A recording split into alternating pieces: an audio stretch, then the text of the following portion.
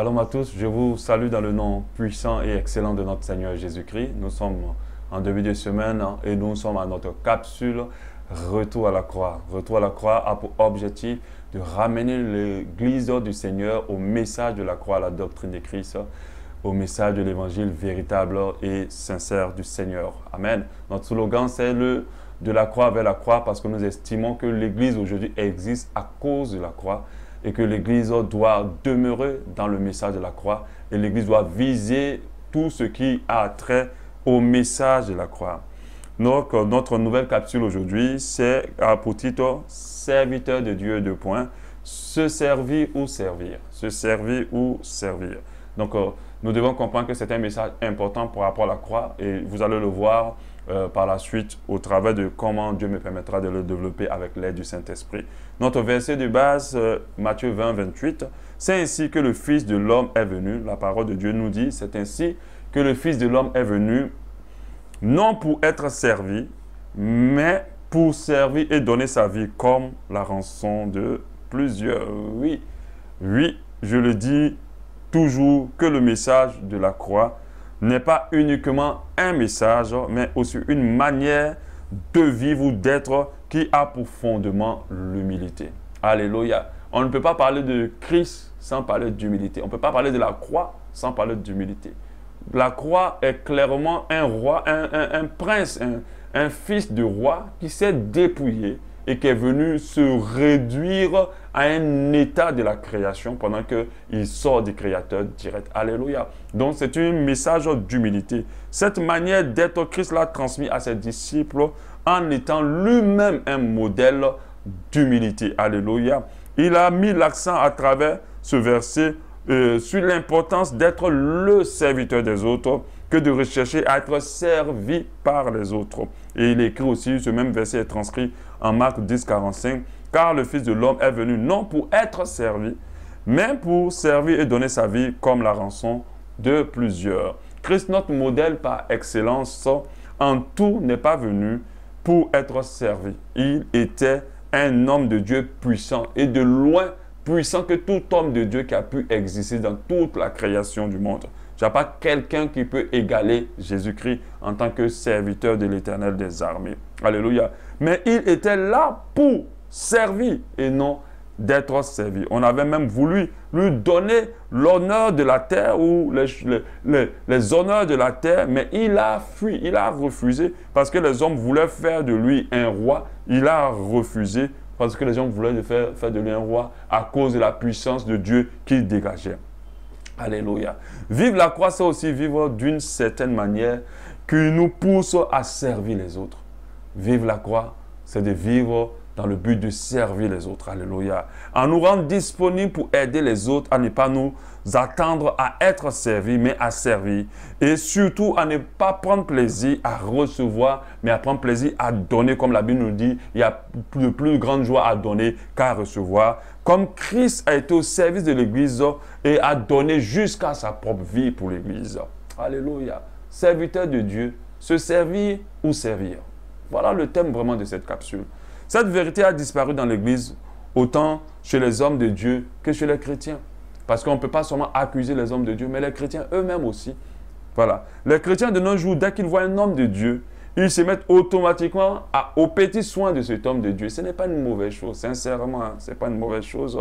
Ce n'est pas mauvais, mais vous les chrétiens, là, vous avez éloigné, à cause de vos comportements, les hommes de Dieu du service selon Christ. Vous les avez éloignés. Certains pensent pouvoir mériter le service, d'autres même l'exigent pendant qu'ils sont serviteurs de Dieu. J'insiste sur le serviteur de Dieu. Ils doivent comprendre qu'ils sont là pour servir Dieu, servir son Église et non pas se servir de l'Église de Dieu pour pouvoir se servir eux-mêmes, servir leurs projets, servir leurs ambitions, servir leur propre vie, leur convoitise, leur propre honneur. Alléluia. Ce n'est pas ça leur objectif. Lisons ce que l'apôtre Paul dit à ce sujet à 1 Corinthiens 9, au verset 19. C'est ce verset-là où il parle déjà du fait de donner gratuitement ce qu'il a reçu et que vraiment c'est une obligation qui lui est imposée par Dieu d'annoncer l'évangile gratuitement. Mais après, au verset 19 de 1 Corinthiens 9, il dit « Car bien que je sois libre à l'égard de tous, bien que je sois libre, ça veut dire que je ne suis l'esclave de personne, je me suis rendu serviteur de tous. Je me suis rendu serviteur de tous afin de gagner le plus grand nombre. » C'est-à-dire l'apôtre Paul qui était un grand homme de Dieu. C'est-à-dire pour moi, après Jésus, là, c'est le plus grand homme de Dieu qui existe, quoi. Qui a existé, c'est l'apôtre Paul. Après Jésus, pour moi, c'est lui. Bien qu'il soit un aussi grand homme de Dieu, il a dit, je me suis rendu le serviteur de tous. Alléluia. On attend par-ci, par-là, grand homme de Dieu.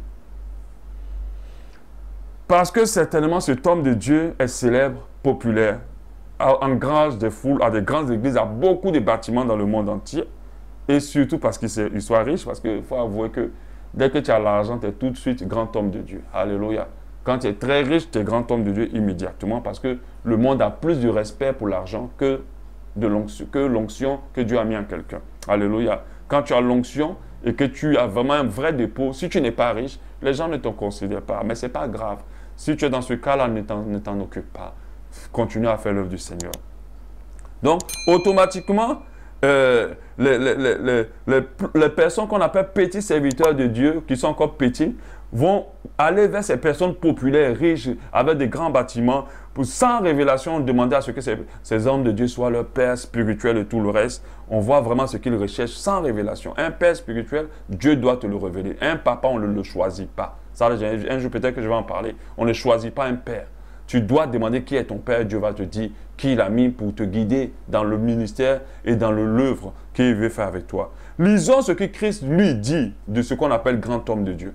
Lisons. Parce qu'on le dit comme ça à chaque fois. Mais le plus grand, la Bible de Christ dit, ce n'est pas celui qui est connu, célèbre, populaire, qui engage des foules. Ce n'est pas celui-là qui est un grand homme de Dieu. Matthieu 23, 11 le dit, le plus grand parmi vous sera votre serviteur. Ça veut dire que quand tu vas commencer à servir les gens, c'est en cela que tu seras grand. Quand tu vas commencer à te rabaisser, c'est en cela que tu seras grand. Quand tu vas commencer à t'humilier, c'est en cela que Dieu te fera grand. Parce que la grandeur d'un homme devant Dieu, c'est l'homme qui sait s'humilier. C'est l'homme qui sait se rabaisser. C'est l'homme qui a la capacité de se rabaisser. L'homme qui sait être humble. C'est l'homme qui est grand dans l'humilité. C'est l'homme qui sait se rabaisser. C'est l'homme qui cherche à servir les autres qu'à se servir lui-même. C'est là la grandeur. En cela, nous avons laissé passer de grands hommes de Dieu. Des grands hommes de Dieu qui n'étaient pas connus, mais qui avaient un message, qui avaient une onction particulière. Mais on ne les a pas reconnus. Parce qu'ils n'étaient pas reconnus selon les critères de ce monde. Des fois, l'Église de Dieu ne fait une grave erreur. Elle prend les mêmes instruments que le monde utilise pour élever les gens ou pour reconnaître la grandeur des gens, pour jauger les choses de Dieu. Alléluia. Les choses de Dieu ne sont pas jaugées avec les mêmes mesures. Alléluia. Amen. La Bible a un principe clair qui est divin. Ce principe est énoncé en Luc 14, 11. Car quiconque s'élèvera sera abaissé et quiconque s'abaissera sera élevé. Voilà le but de notre Dieu. C'est ce que Dieu prend pour connaître la grandeur des gens. Si tu te sens trop puissant, si tu te sens trop important, si tu te sens un grand onctionné, si tu te sens ceci pendant que tu n'es que chair et sang, devant le Seigneur, tu es petit. Alléluia.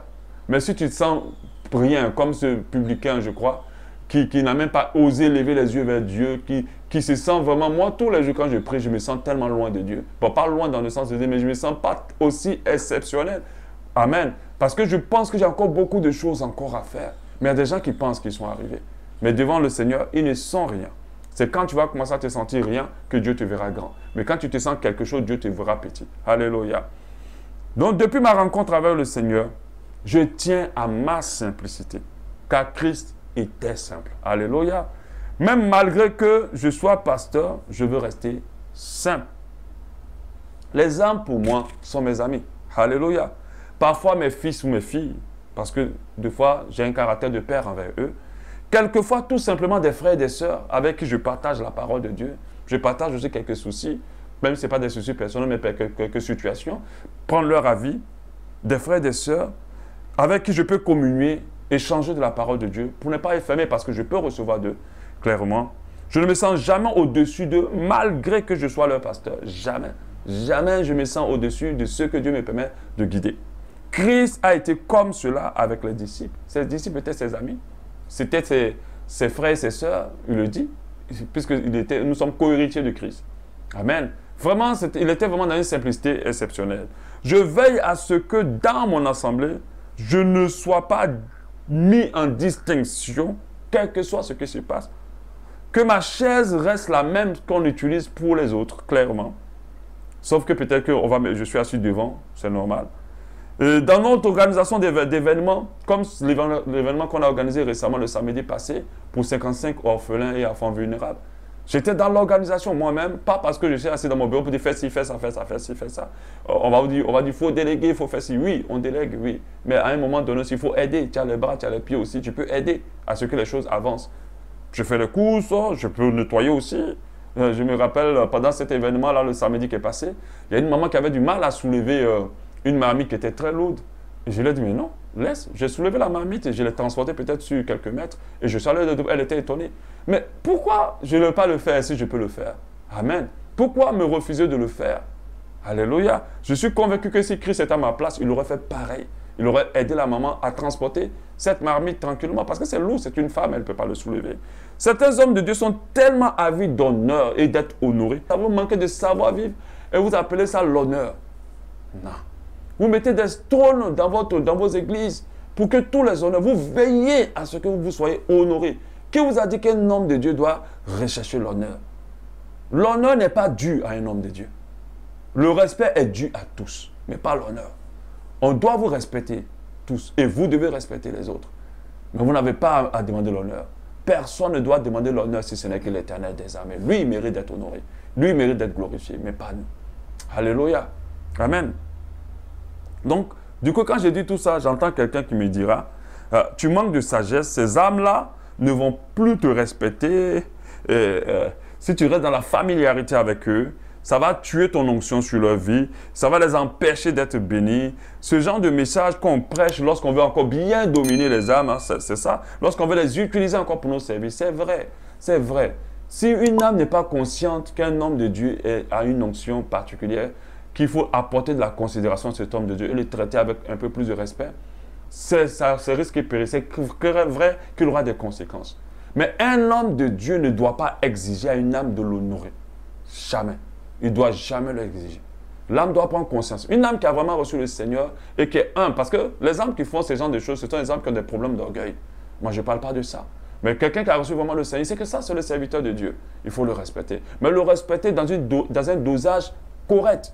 Pas au point qu'on le prend pour un surhomme pendant que c'était un humain à 100%. Alléluia. Amen. Donc, je vais répondre à ces personnes qui m'ont dit, ah, tu ne vas pas pouvoir être une bénédiction pour eux, il n'y aura pas l'onction sur leur vie, tu peux être maudit, qui vont me dire, mais tu les mets en danger et tout ça. Je vais leur dire, je vais leur répondre par un verset de la Bible. Jean 21, 20. Jean 21, 20. Pierre s'étant retourné, vit venir après eux plutôt le disciple que Jésus aimait. Donc, regardez comment il parle du disciple que Jésus aimait. Ce disciple-là, jusqu'à aujourd'hui, on ne sait pas qui était son nom. C'était quoi son nom? Celui qui, pendant le souper, s'était penché sur la poitrine de Jésus et avait dit, Seigneur, qui est celui qui te livre? Il s'était penché sur la poitrine de Jésus. N'est-ce pas de la familiarité? Je vais poser la question à ceux qui m'écoutent. Le fait qu'une âme mette sa tête sur la poitrine de l'homme de Dieu. Est-ce que moi-même je suis là, mais je ne peux pas accepter ça? Amen. Je ne peux pas accepter. C'est vrai que je suis simple, hein, mais ça c'est quand même un peu loin. Amen. Mais Jésus permettait à ce que l'un de ses disciples mette sa tête sur sa poitrine. Mais c'est à cause de sa simplicité. L'onction qui est en Christ est énorme. Mais il permet qu'un de ses disciples mette sa tête sur sa poitrine. Christ était simple. Il n'avait pas de complications. Sa simplicité n'enlevait rien à son autorité et à son onction. Il était toujours puissant après être simple. Ça n'enlevait rien à la manifestation de Dieu dans sa vie. Ne confondons pas les règles de leadership terrestre dans ce monde aux règles de leadership de Christ ou chrétien. Parce que tout ce que ces hommes de Dieu utilisent pour gérer leurs églises, ce sont des règles de leadership mondain. Parce que l'une des règles de leadership de Christ, l'une des principales règles, c'est l'humilité. Quand tu es humble, parce que le leadership du monde utilise les autres pour nos ambitions. Alléluia. à que le leadership de Christ nous utilise pour propulser les autres. C'est ça le but du leadership de Christ. C'est-à-dire que nous, on se sacrifie pour que les autres soient devant. Pour que les autres entrent dans ce pourquoi Dieu les appelle. Voilà notre leadership. Christ n'est pas venu pour lui. Tout ce qu'il a fait là, c'est pour que les disciples soient sauvés et que nous soyons sauvés. Voilà son principal objectif. Mais vous voyez des hommes de Dieu faire des réunions. Oui, nous devons nous étendre dans la nation. Nous devons créer des églises un peu partout. Nous devons faire ça parce qu'il faut qu'on soit partout. Là. Mais tous les objectifs, tout ce qu'ils sont en train de dire, ce n'est pas pour les âmes. C'est pour eux. C'est pour qu'ils aient encore des noms plus grands sur cette terre, mais pas au ciel. Alléluia. Donc, soyons au service des âmes. Ne les utilisons pas pour être à notre service. Ne les éduquons pas comme cela. Laissons-les eux-mêmes offrir leur soutien, leur aide ou leur honneur à l'homme de Dieu. N'exigeons pas l'honneur des âmes, comme l'apôtre Paul l'a dit tout à l'heure. N'exigeons pas. Lui, on est là pour les servir. J'ai été dans des assemblées, j'ai eu le cœur des fois serré. J'ai été invité dans des programmes où j'ai eu le cœur serré. Quand je voyais cette petite brigade d'âmes autour de l'homme de Dieu, à son service, ça m'a fait mal. Je me suis dit, mais cet homme de Dieu, est-ce qu'il est conscient que c'est lui qui doit servir ces âmes? Il doit donner sa vie pour que ces âmes-là puissent être bien, sortir de leurs problèmes, résoudre leurs situations, connaître Christ, être sauvés. C'est là réellement le véritable service attaché au message de la croix. Ce pouvoir que certains hommes de Dieu ont sur les âmes a créé bien des dérapages dans l'Église. Abus sexuels, dépouillement, viol, dépression, divorce. Le pire, c'est que beaucoup vont rater le ciel car ils ont servi des hommes de Dieu en pensant servir Dieu. Alléluia. Ce message-là n'est pas pour faire le procès. J'insiste là-dessus. Retour à la croix, vraiment, ça va être une série de capsules qui va friser un peu à faire le procès des gens. Mais ce n'est pas le but. Ce n'est pas mon objectif. Mon objectif, c'est d'ouvrir les yeux des enfants de Dieu plutôt sur les vérités contenues dans la Bible. J'ai parfois l'impression, en regardant toutes ces choses, qu'il y a deux Jésus. J'ai comme l'impression qu'il y a deux Jésus. Parce que quand je vois le Jésus qui est décrit dans la Bible, ce n'est pas le Jésus qui inspire beaucoup de ministères, dont ils passent le nom à dire au nom de Jésus, au nom de Jésus. Ce n'est pas ce même Jésus-là que je vois. J'ai l'impression qu'il y en a deux. Parce que le bon Jésus, lui, il était simple. Il se sacrifiait pour les autres.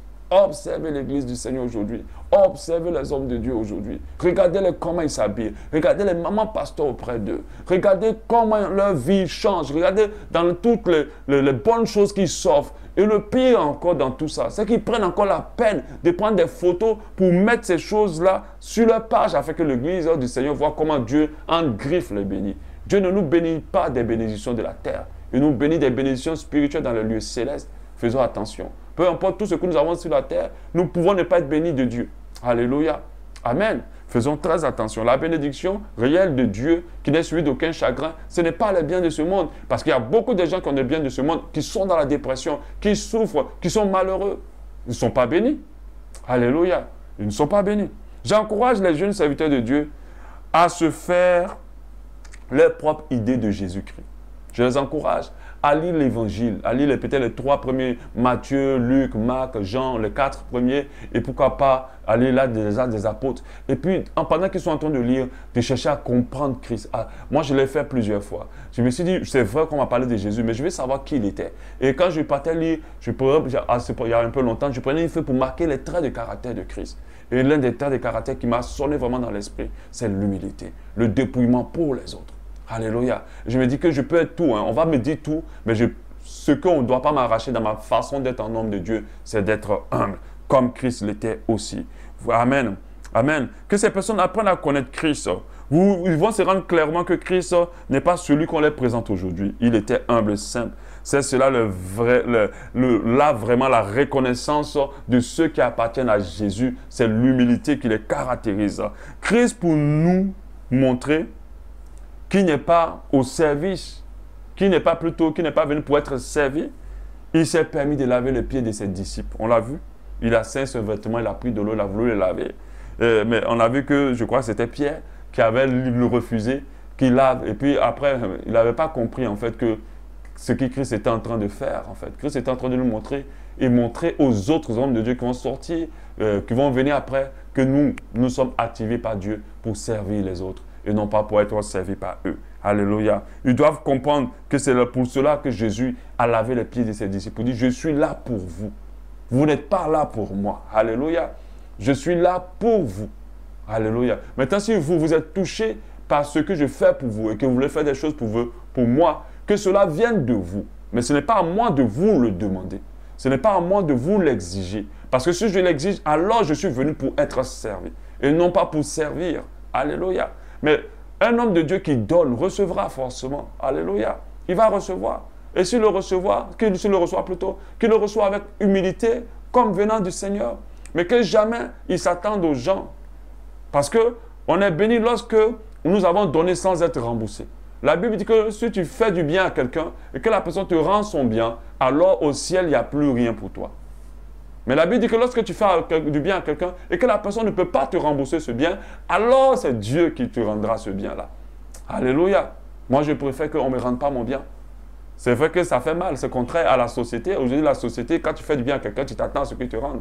Et ça fait mal quand la personne ne le rend pas. Mais à chaque fois que quelqu'un ne te rend pas le bien que tu lui as fait, Dieu te le rendra. Et quand Dieu rend le bien, il te rend le bien tellement bien. Alléluia.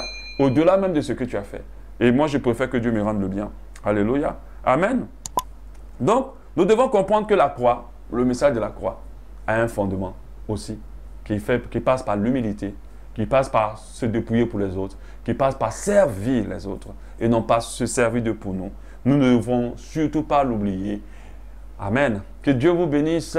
J'espère que vous allez continuer à suivre nos messages et les partager à tous ceux que vous connaissez, et que ça puisse permettre à ce que les chaînes soient brisées dans la vie de plusieurs, et que plusieurs reviennent à la croix. Que Dieu vous bénisse et qu'il vous garde toute cette semaine. Amen.